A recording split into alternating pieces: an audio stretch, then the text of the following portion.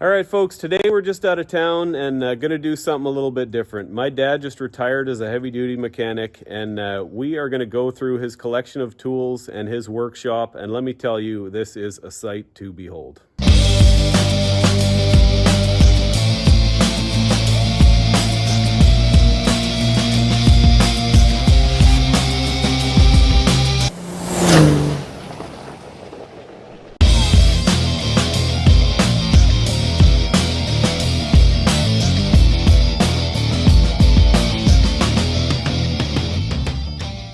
Okay, well, we're just in my parents' backyard here. Right through there is where the old Mack truck is currently residing. I cannot wait to get that thing going, but it is going to be a minute, let me tell you. This is the backyard that I grew up in. As you can tell, my mom is an extremely avid gardener. This is actually just a small chunk of what they've got going on over here. And a number of years ago, my dad decided to build himself a shop. This not only was quite a job building it, but just getting the land ready to put that up there was a huge job. This used to all just be kind of flat like the lawn here.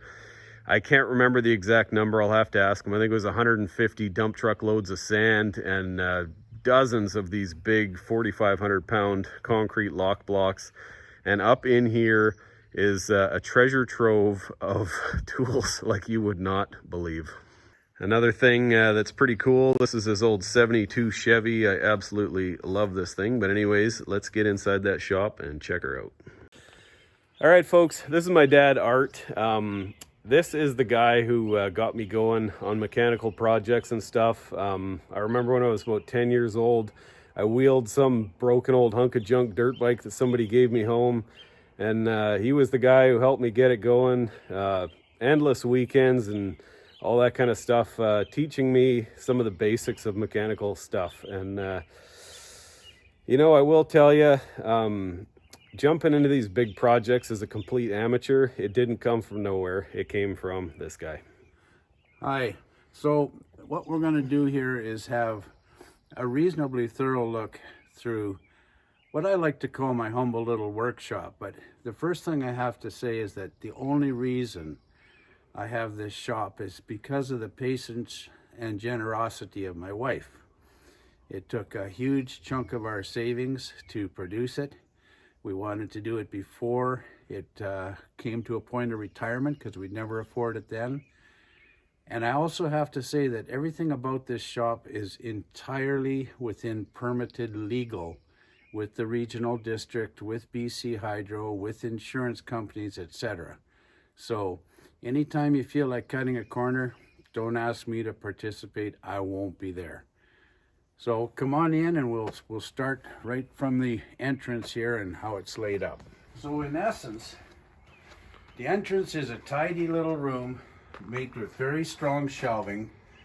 All the shelving is waterproof, so that any moisture that could get in here will have zero effect whatsoever on matters. But the entire building is insulated with 3 inches of spray foam to begin with, so condensation is zero. It's a metal building, zero condensation. The floor itself in places is 24 inches thick. There is actually 1/4 mile of 1-inch rebar in this floor. There's no point in this floor that's less than 6 inches thick right at the very center. So it could withstand very heavy equipment, which it'll never experience, but it's just the way I like to build things. The building itself was an engineered building, not for the storm of the century, for the storm of the millennium. So it's extremely thick metal compared to a standard, what they call a Quonset type building. It's much thicker, has stronger coatings, better coatings, longer fasteners, etc. Anyways, in the entrance, you'll notice that there's a separate compartment just for the battery charger alone. And it looks like a mighty happy place for it to live, but in essence, most people have a battery charger with broken ends, nowhere to put it, nowhere to charge batteries, etc. So because batteries are a normal fact of life when you own lawnmowers and you own motorcycles and trucks and cars and things of that nature, a safe and reliable place to charge them is a really good starting point. So anytime a battery has to be charged, container goes down on the concrete so it can never corrode the concrete. The concrete is 30 MPa, which is your highest rating, and it contains all of the fiberglass powders and additives to make it as brutally strong as possible, so I really don't want to screw it up. And when it was finished, it was done with a power trowel as well, so it's a nice smooth finish. It's coated with many layers of actual acrylic, so in fact messes sweep up very easy. Push broom, 2 fingers. Anyways, beyond the battery charger, all of the shelving is made to be very strong. In the event I need to get up and get a box, I may get a steppy stool here, but you need a place to stabilize yourself no matter what you're going to do. And by adding this to the shelving, you're never in a state where you're going to get injured by trying to access the stuff that you've tried to store neatly.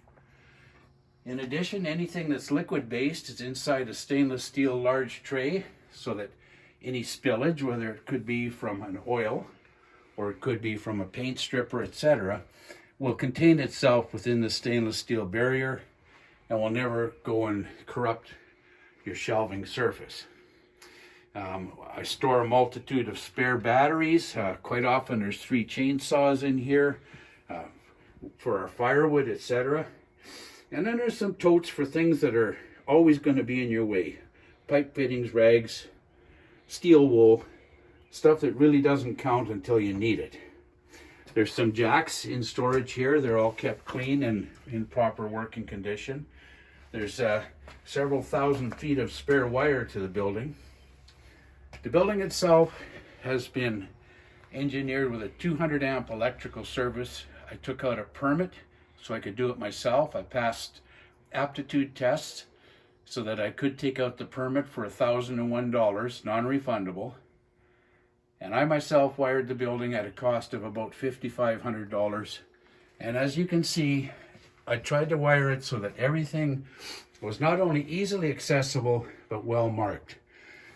All the breakers are listed on the surface of every electrical device in this building, so that if you had an issue with service bay lights, you know that it's that breaker, the outside lights, etc.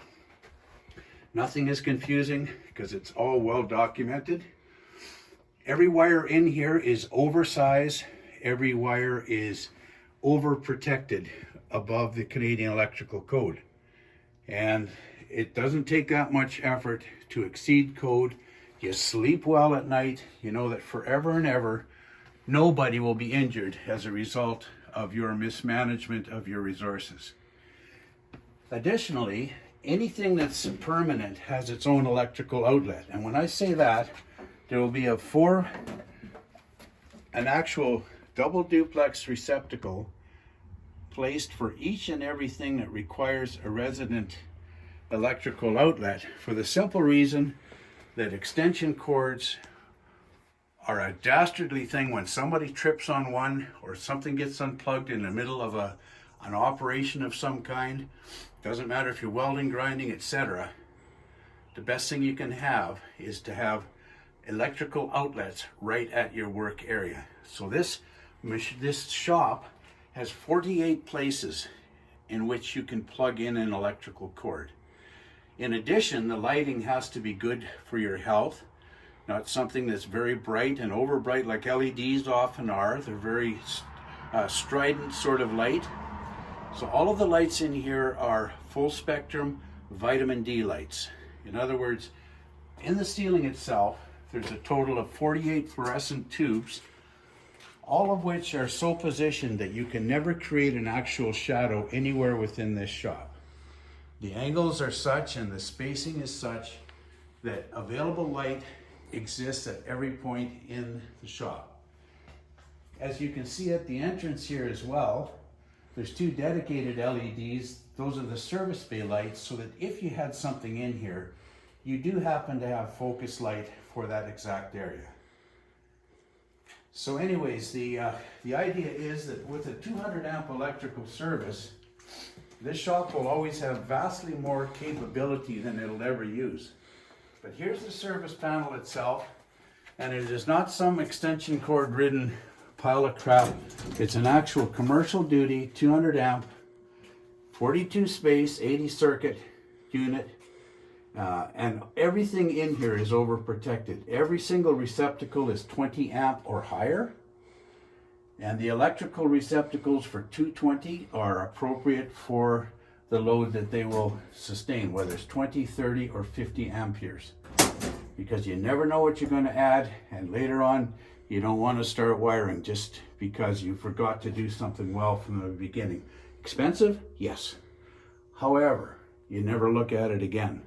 So all of the EMT, which stands for electromechanical tubing, all of the bends, all of the spacing, all of the routing of the BX type material is all just to feed every single load as individually as possible, and not ever under any circumstances overload any aspect of it. Coming out in the main shop, we could go either way, but one of the nicer visual effects is to come and look at my collection of high quality ratchets, which are aligned along this bench.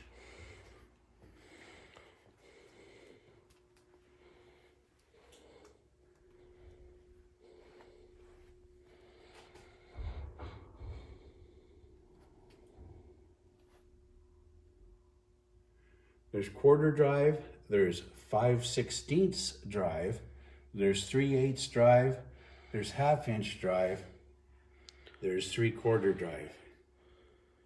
And naturally, a plethora of sockets to go along with it. What you're looking at above that is actual welding rods for the TIG units that are in this shop. And as you can see on this workbench, you have 8 places to plug in a power tool cord. Each of these boxes is separately wired to a breaker. So this would convey 6 wires, all 12 gauge, all multi-strand. 3 wires for this receptacle, 3 wires for its neighbor.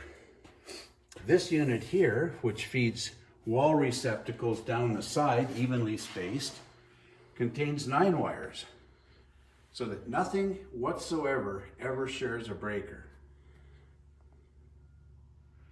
All of the electromechanical tubing is at or above spec. All of the alleyway that holds it to the steel wall is bulletproof. It's bolted from one end to the other. It's part of the building, and that exceeds electrical code as well. On the bench, as we happen to be here, this is the welding bench that was made many years ago. And the idea behind it is you need a convenient place that you can actually create the odd arc without damaging your good workbenches. And that's what this is. There's a nice solid vise that I rescued from a dumpster. I rebuilt the vise, including having to buy jaws from England and retap so that they could fit this older model of vise. If in fact you happen to be welding here and you need extra support, well, these come out either to hold your TIG units, to stabilize your foot, or to place something that you're trying to assemble that's kind of ungainly for the size of the bench. Additionally, on this primary workbench here, these are solid 1-inch steel,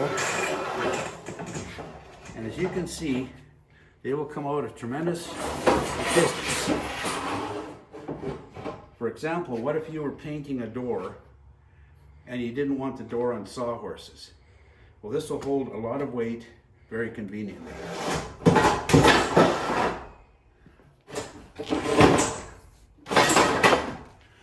So on this wall, you notice that there's actually the 2 electromechanical tubing units to feed 110 and this to feed 110, but additionally there's outlets here for 50 amp 220 for welding machine and 30 amp 220 for welding machine or whatever you may have. And additionally there's this cord set, 8/4 wire, which will plug in and offer to up through the wall and into 100 feet of heavy duty extension cord.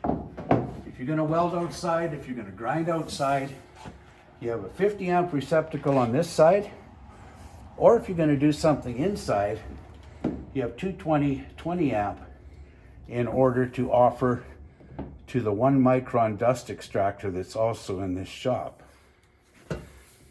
That makes it very convenient. You can move the cord to the product, to the tool, instead of the other way around. That just lays there happily. As you go up all of the EMT tubing as well, there's legal LBs. So all of the wiring was properly conveyed and conducted to the applications through fully legal electrical elbows and tubing, etc. They're over clamped, they're over supported. Each thing exceeds the actual minimum of the Canadian Electrical Code. All of the benches are made out of galvanized tubing. Reason for that, they don't rust, and you have a million places to which you could attach a bracket, a tool, a clip, anything you may want to do. There's 270 lineal feet of signposting, and actually signposting, that comprise the various benches in this shop. The benches are not just sitting there ready to fall over. They're extremely attached in such a way you cannot actually have a bench shake loose on you. Anyways, this package of wrenches was part of my tools as I stopped being a heavy duty.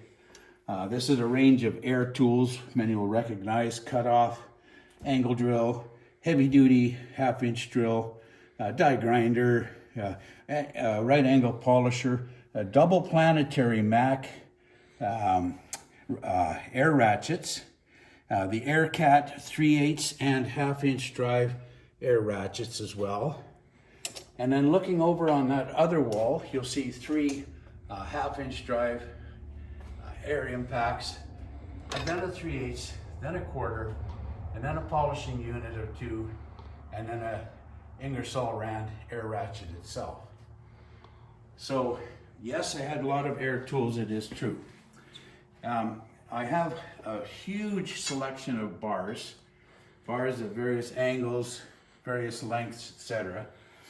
Some you can see here, some are in other areas. For example, there's a number of 4-foot bars and a number of smaller ones that you pluck out and use as you require, various heel bars, etc. A number of angle grinders, there's actually 7, 4 of which are here. A Bosch, Metabo, Milwaukee, and Makita, various sizes. Some are a little dirtier than others because as I retired, they were on a shop truck with me and I still haven't got them all cleaned up.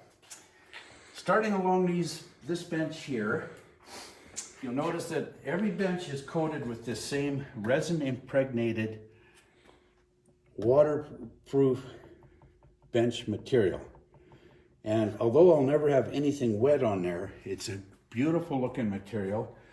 All of the back stops themselves are hinged, so in the event I ever wanted to flatten that down and clean in the wall grooves behind it, very simple to do. I just would have to pull it forward and down it would go.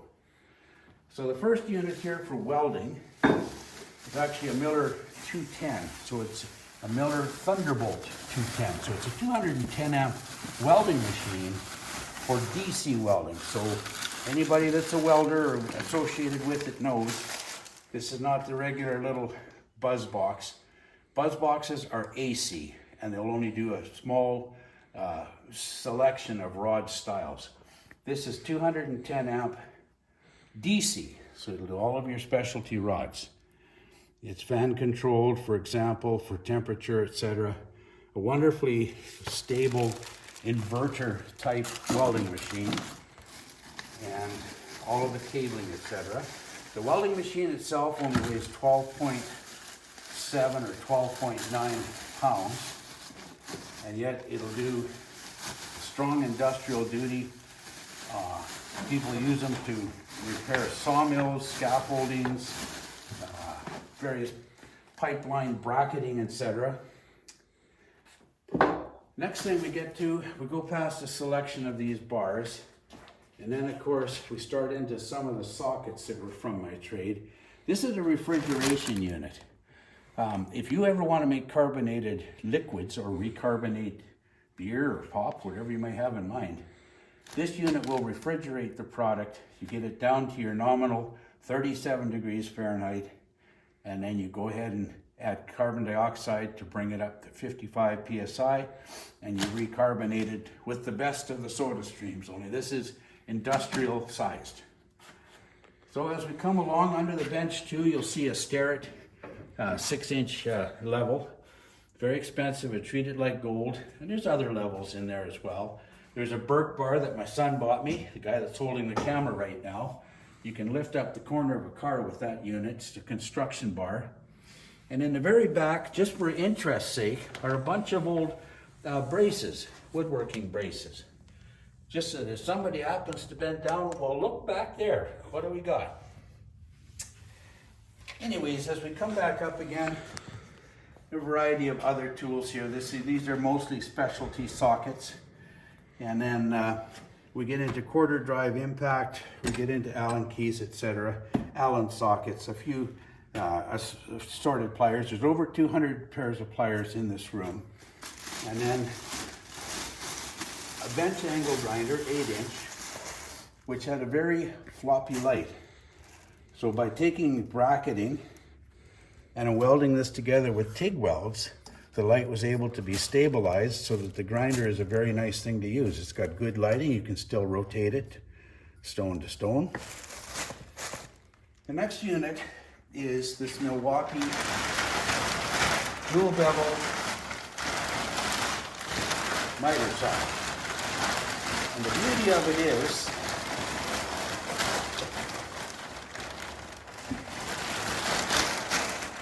this is a wonderful saw, as anybody who owns one well knows.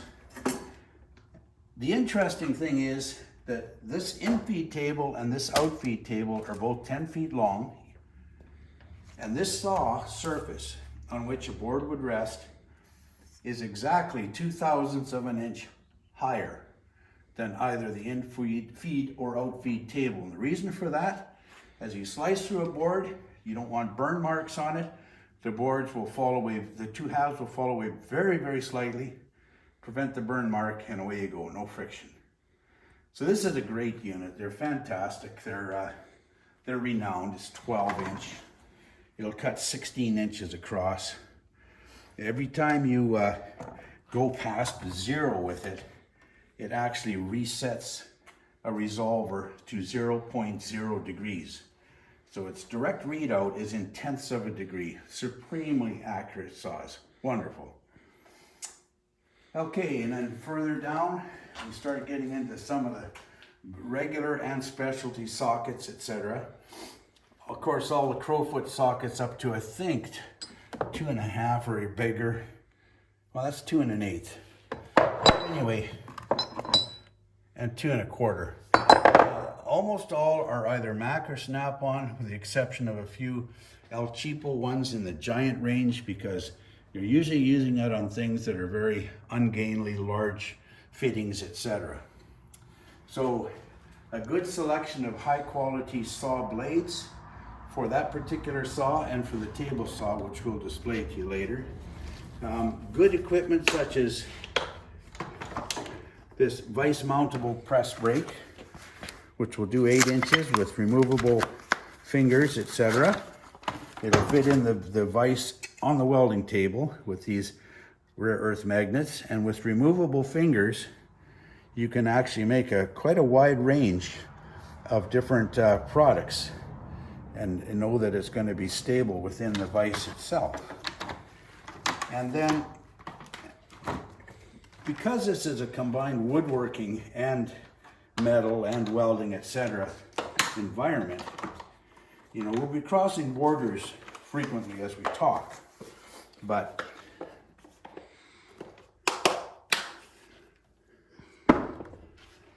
when we get down to, we have broken bolt extractors, we have a multitude of different units for getting out damaged stuff. That's not exactly here.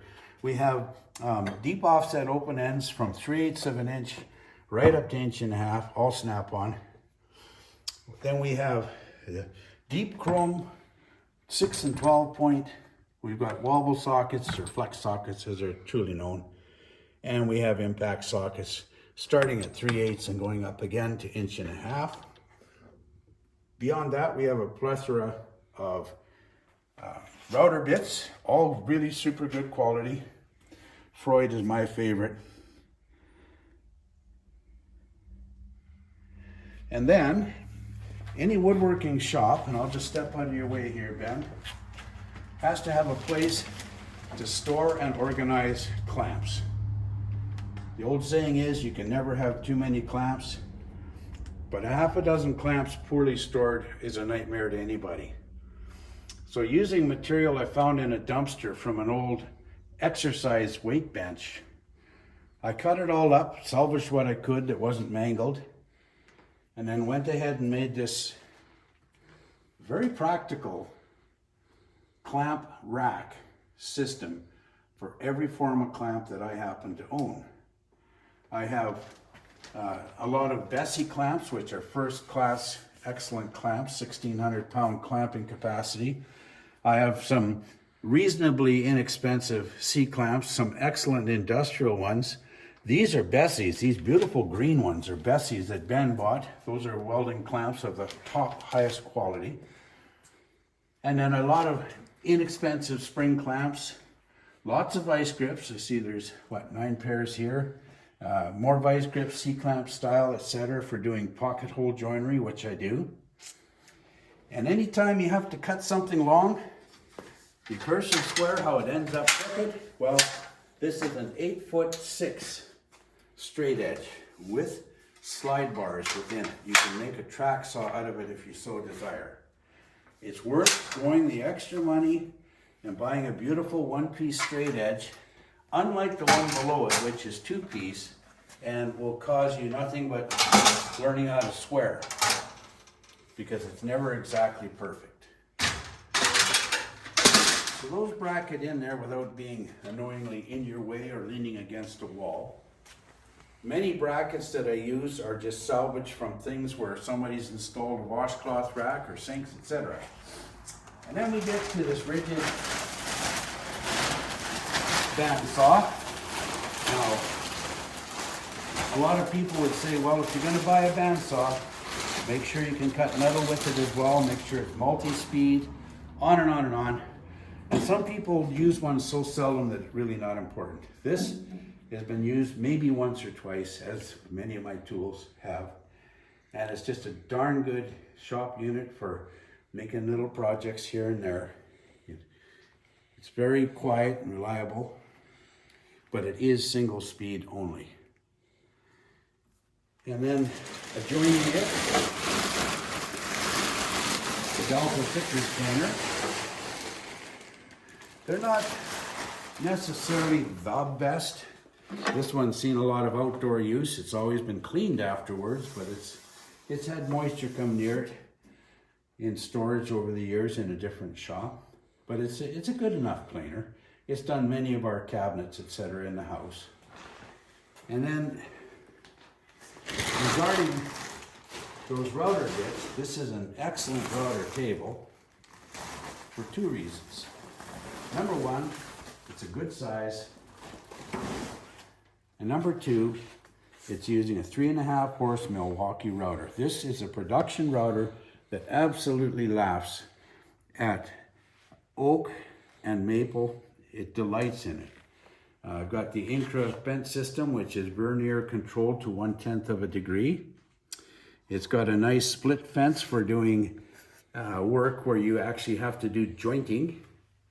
And it has a vacuum attachment, etc. It's a beautiful table. It's nice. You can carry it around if you have to, but it's solid as you use it. Next to that is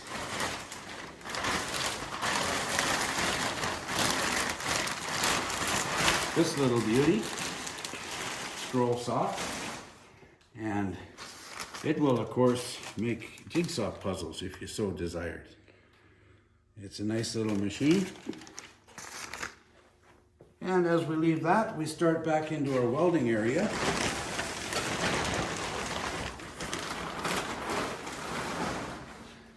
And this is a Millermatic 210. Basically in flawless, perfect condition. All it's ever really done is weld 12 pounds of spooled aluminum when I made a mast for our boat. And so basically this unit is so simple.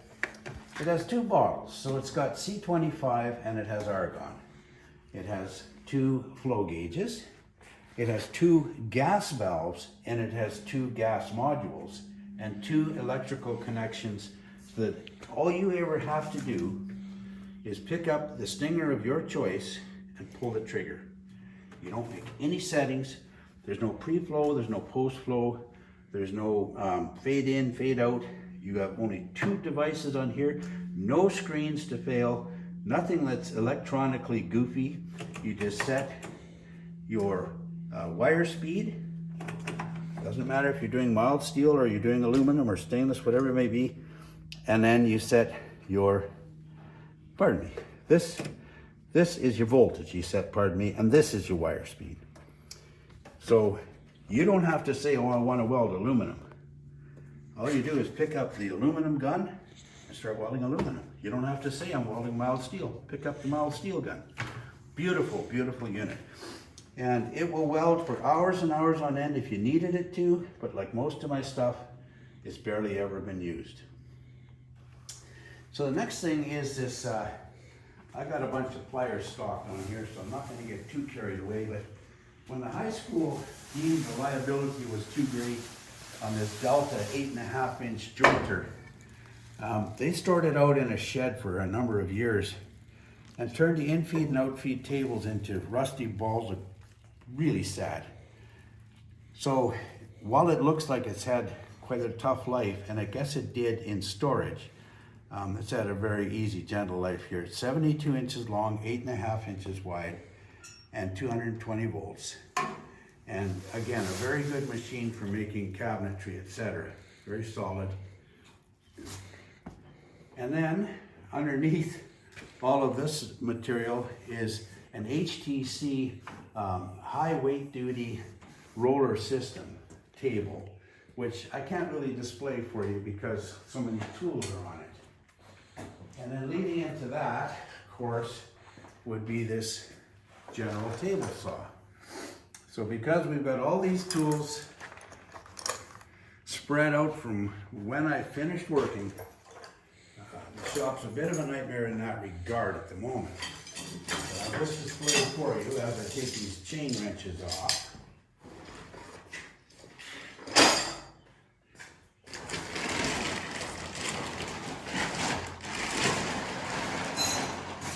This is a beautiful, beautiful table saw.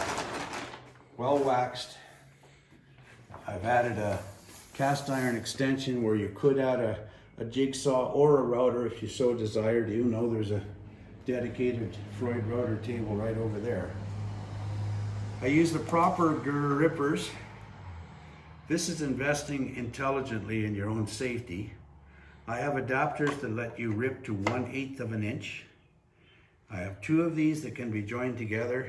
Wonderfully high quality safe units for pushing material through a saw blade. So as we leave that, we look at our main bench, which is 6 feet by 6 feet of old growth fir. And on top of that bench, in order to give you a surface that's fairly resilient, but stuff can move around easy, is this chunk of Lexan, and it is actually 1 1/4 inches thick.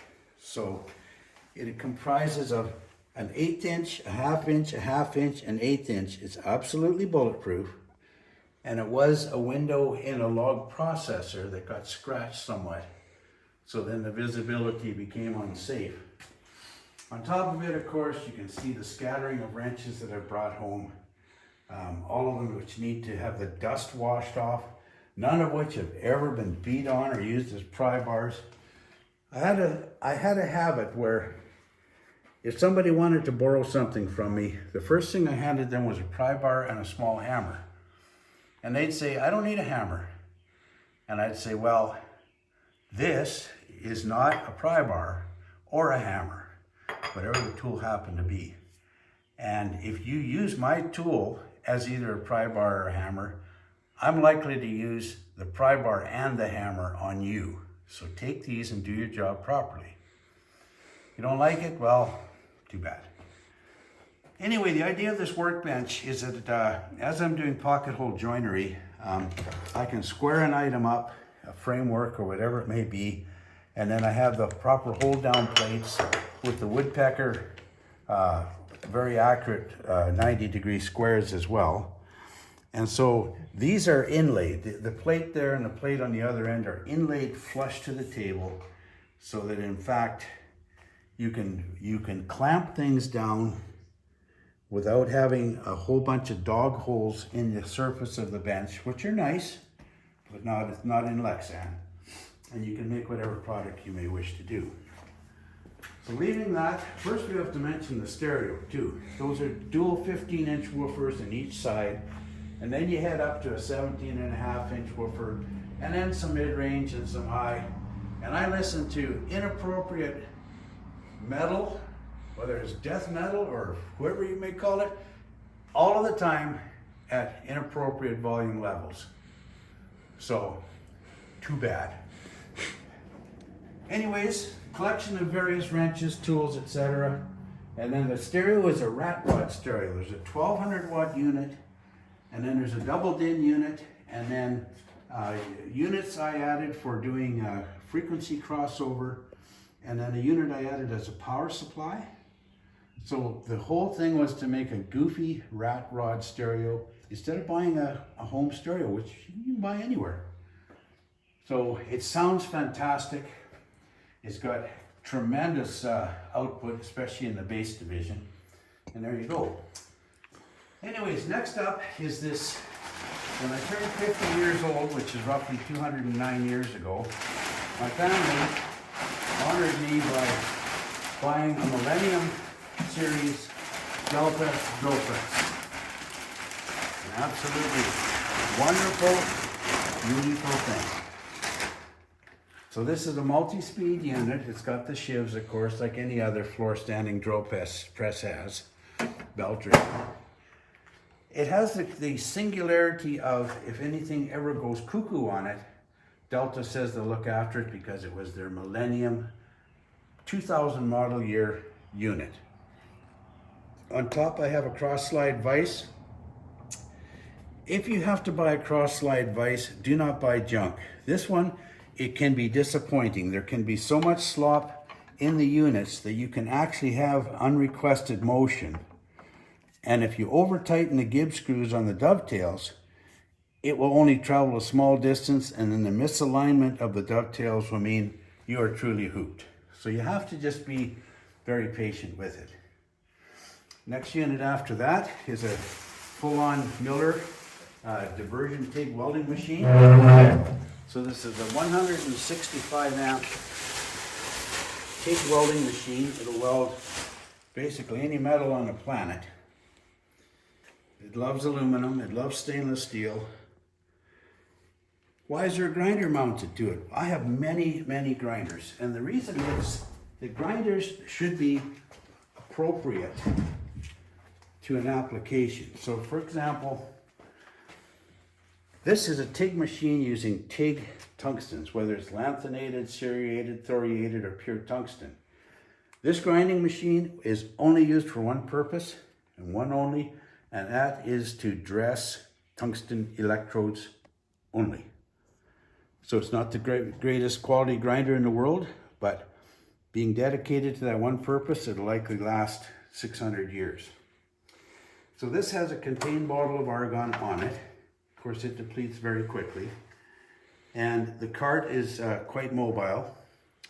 And naturally, it plugs into all the welding outlets over there that are appropriate. I try where possible to have all my plugs be the 50 amp style, so that they're all compatible with the long extension cord. The next unit over here is a surface grinder. What I did is I took a cup and saucer off a logging trailer, and a part of a trailer reach So this is extremely heavy, the 3 units. Welded them together. This is my custom color code that I like to use. Forest green, cherry red, and battleship gray.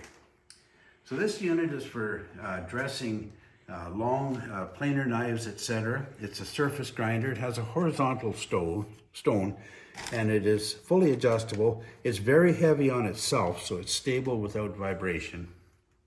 It's a pretty good unit. But like I say, it's very heavy. If I had to use this outside, it'd be tough to move. It's between 300 and 400 pounds as it sits there. Next along, an El Cheapo table saw, because there are times you want to rip a dirty old plank and you just don't want to insult your good quality cabinet saw. This I can pick up and carry outside, and I can do basic cutting, and then I can do refined work after that point. Next unit here is the grinder stand that I made, or modified actually. So the premise is that when you're doing polishing in terms of buffing, it's messy.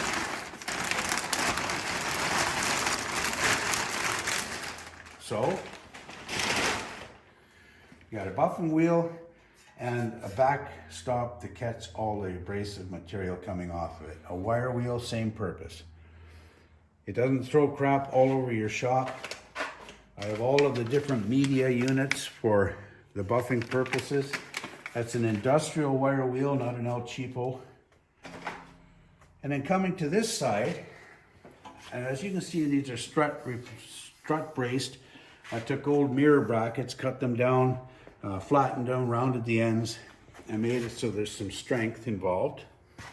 And on this end, it's a slow speed grinder. So this is water cooled for chisels, etc. And this is a general purpose grinder in there. So if you got grinding, you don't want anything in your shop, which I don't. You grab the handles, put your toe on the toe unit, bend it back, wheel it outside.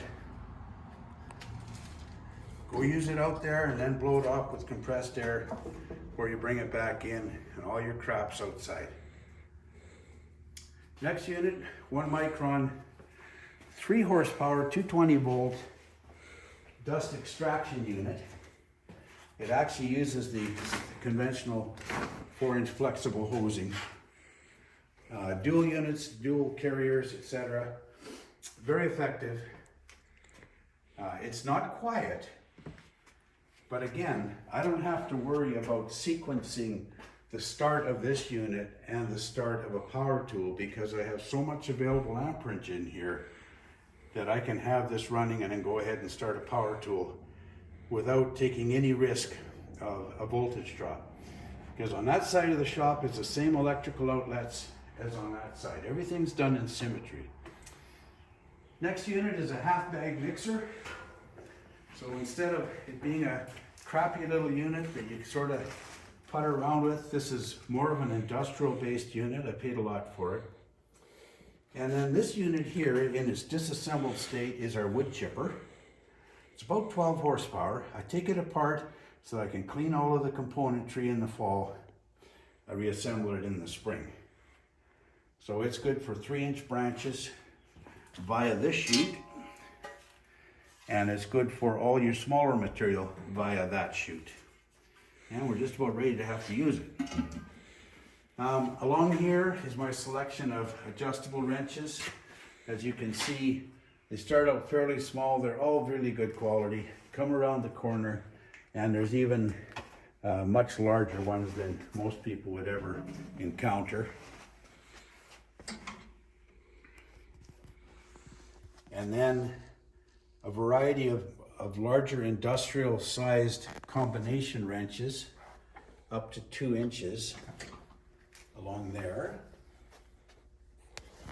This is a very stout bench. It's very, very strong, and it has to be, because what it's holding up is antique vices. Each of these reed vices, with its stationary jaws, are 185 pounds each.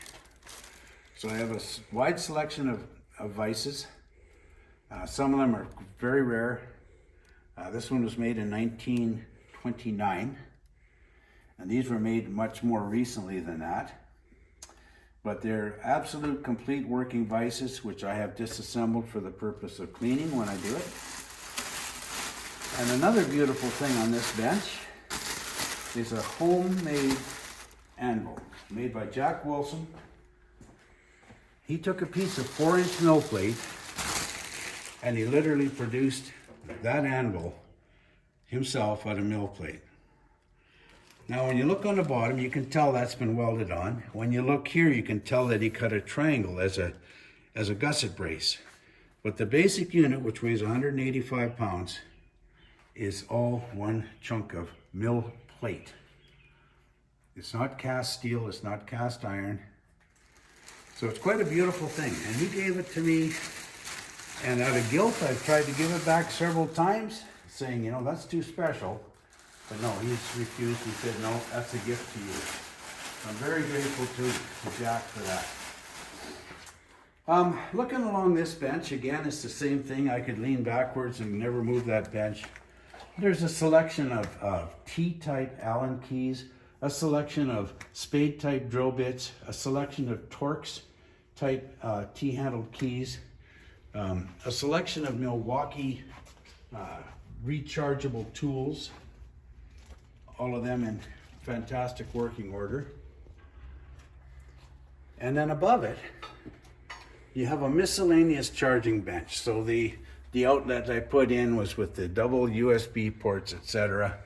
And so you can recharge radios, you can recharge flashlights, laptops, tablets, etc. straight off of there. And the shelf kind of contains the mess, so you're not looking at it. Again, 2 outlets on separate breakers, each 20 amp, each 12 gauge material.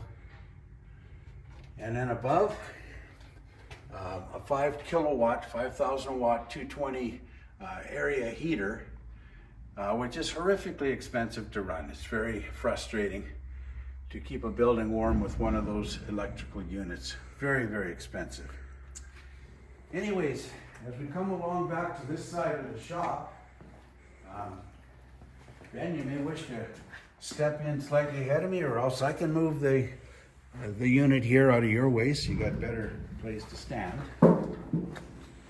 So this is a whole range of different tool sets. Various pullers, various slide hammers, various drivers, various units for doing mechanical purposes. It looks like kind of a dog's breakfast, but everything is actually in its place. You know, a pressure washer, tap and die set, the vibrating type oscillating tool sets, the full-on axle pulling set, a full-on bearing replacement set for front wheel bearings, etc. The beautiful old jaw horse. This is a wonderful tool. They're heavy, but they're probably your single most wonderful tool when you're working single-handedly on a project. Amazingly strong and amazingly stable. And this is a Canadian-made reciprocating style metal cutting hacksaw, electric. This is very old. It is so accurate that it's almost impossible to believe that that is the cut that comes off of that saw. But yes, it is. And it just zzz, zzz, zzz, zzz. Little chain goes around, clicking and digging, and you squirt oil in as it's running. Make sure and take care of it. And it's very old, and it'll probably outlive me by a long shot. Additionally, I have the full range of pocket hole joinery, adapters, dies, various fixtures, etc. I've got, of course, hole saws. I've got depth gauge, tall depth gauge. I've got electrical specialty tools for pliers and such like. Up here, I've got dovetail equipment. I have eye-box equipment, like for making finger joints, etc. Incra stuff for making proper finger joints. And Above it, I have a number of various sprayers, paint sprayers, some of which are brand new, like the Finish Line sprayer from DeVille Bis and so on. Most of my sprayers are new or near new, and they're pretty good quality. Some air storage tanks for when you got to be portable. And then, so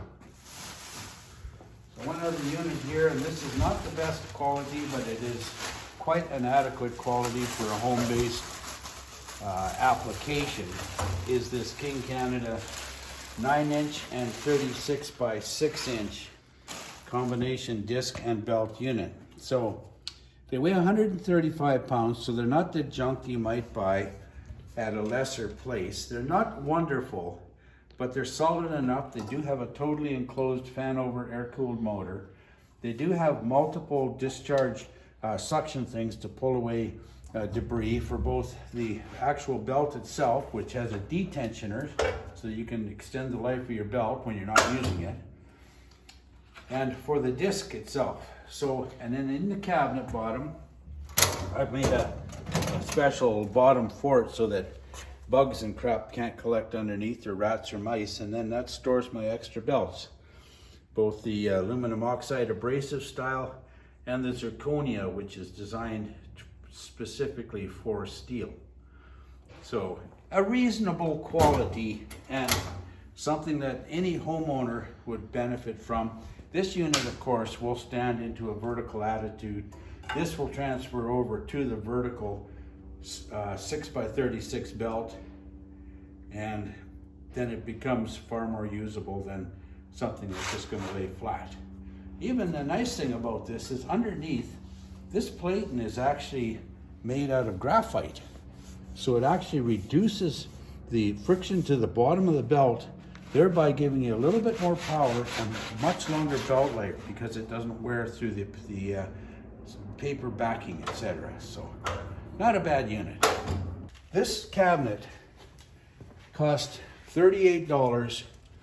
The old beat to death cabinet cost me $38 for hardware to put hinges and scrap shelves, etc. in it. It closes via rare earth magnets. So when you open each door, that will pin to the shelving unit. It opens again,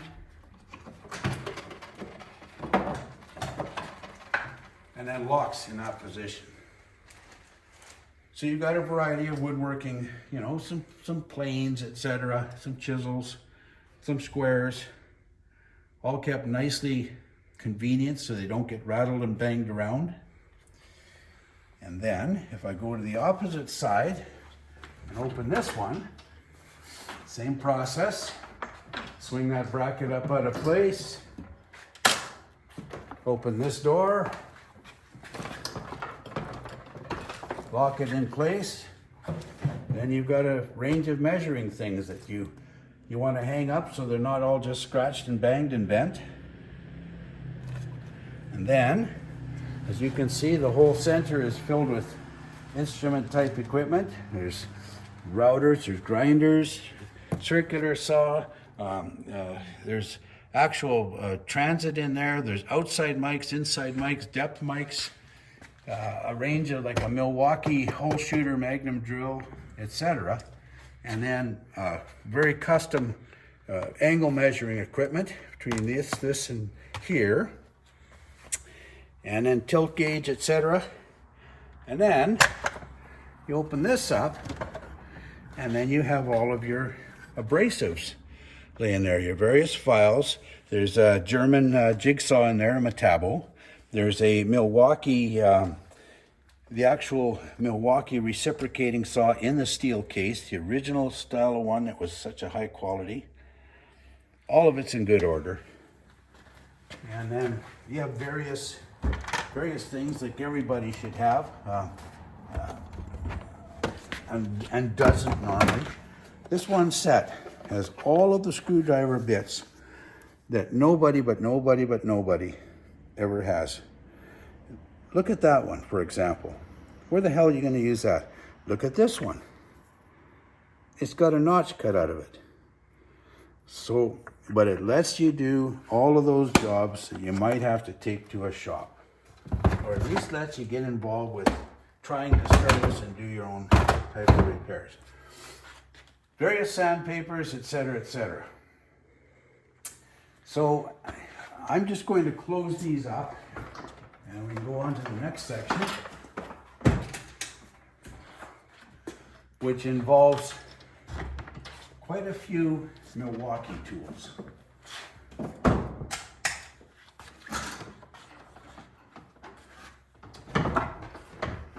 See, everything's compact, the light stays on all the time. So we've got, of course, the kit for the drill driver kit. And then we have the angle grinding kit. And then we have the reciprocating vibrating kit, oscillating tool. And then we have the brad nailer. Then we have this absolute stunning beauty here, which is my family bought for me again. It's a large circular saw that cuts steel plate. It just laughs at thinner steel plate. It collects all its own sparks. Beautiful thing. Some torque wrenches, Snap-on and Mac. Various Milwaukee bit sets. Then we get over here the oscillating sander, Milwaukee conventional wrenches, Milwaukee rechargeable circular saw, Milwaukee hacksaw rechargeable, Milwaukee router, and then the 3/8 and 1/2 inch drive Milwaukee units. And this unit is the Boss Hog, the most giant right angle drill that Milwaukee makes in a handheld version. And that's an absolute beauty. These are various tools, a full-on 3/4 drive set right up to close to 3 inches. And then various tools that might live in a boat, for example. They're all in perfect condition. They're not ever used, but they can be taken in a mobile basis and used wherever you may need to. Various other tool storage containers, some with a variety of miscellaneous tools in them. That is a press kit here, 4-ton body press unit. And then there's some specialty stuff too. Transmission fuel line disconnect tools. A vacuum pump for all of those jobs that require that you operate vacuum valves under the hood. And then rethreading dies, fuel injection pressure tester, etc., etc. All these kind of kits that become significant, those are for rethreading, not for initial threading. I have all the tools for initial threading as well. That's when you got to fix something that's got a little bit buggered up. And then on the top shelf, we have a variety of tools up there, some metric Milwaukee wrenches. And I'm going to take down, okay, so there we have a Craftsman sander, and there we have the actual a handheld planer that is great for doing portable work. Here we've got the correct self-darkening Optrel welding helmet lens. It 1/25,000th of a second, not 1/12,000th like a lot of cheaper ones might be. But I'm going to take down an absolutely stunning welding kit and show it. Okay, so the idea of this welding kit was portability. It will do stick welding, it will do TIG welding, scratch TIG, but what it will not do is aluminum. This unit weighs 9.7 pounds. Can you imagine something that beautifully light? 95 amp stick, any rod you might like, and then TIG. It has the full flow gauge setup in here, It has adapters to go from 15 amp outlet to 20 amp outlet like this one is. And that unit, fan cooled, is just a Jim Dandy of a thing to use. It's almost silent. You can crawl under, use it with exhaust. You can use the strap and carry it up a ladder with you. An amazing little thing. Anyways, beyond that, we end up kind of running to the end of things here. And what you have is a 3.5 ton Mac proper garage type floor jack. There's so many junkers out there. There's so many crap jacks that people have gotten injured from. This is ugly to carry. It's about 100 pounds. Ugly to carry outside and do any work, but still, it's a great worthy jack. And for that, I also have some very heavy duty jack stands. Remember, if you ever use a jack stand, use it in pairs, never just one, ever, for any reason. And in essence, that pretty much covers everything except my specialty ratchet. And I don't even want to tell you on camera what I paid for this gigantic snap-on. It weighs 40 pounds. And yes, it is just there for an ornament. But every man that comes in here says, oh man, what a beaut! It's got the correct shape, and it just kind of has the dominating atmosphere of living in the very center of the shop and has its own permanent spot. Anyway, that's about it. There's many things I haven't shown you, but you've seen all the basics now. All right, folks, well, that was a journey. It's hard to even put into words the knowledge and appreciation my dad has for quality tools. You can see how a completely untrained person like myself somehow managed to get a truck right down to a bare frame, right in the guts of everything, and that didn't happen by accident. I had the basis of knowledge from this guy, not to mention dozens, if not hundreds of phone calls asking him stuff. And you know, it's really interesting. This is the environment I grew up in. My dad, in his trade, always made a point of jumping into very technical jobs, a lot of really heavy-duty, nasty stuff on a mountainside. So for me, getting into this kind of stuff, this does seem somewhat normal. So anyways, I've been bugging him for years to start putting together a little bit of YouTube stuff on his own. Now that he's retired, I really hope that he will. And if you guys would like to check something like that out, drop a comment below. I'm sure we can hustle him into putting together something, because the knowledge and decades of skill and just appreciation and, you know, attention to detail and all the stuff that's in this guy's head, I feel like it just needs to be out there. So anyways, I just want to say thank you to my dad. Well, thank you. Thank you so much for coming along. Please give me a thumbs up and a subscribe, and I hope you guys have a good day. See you on the next one.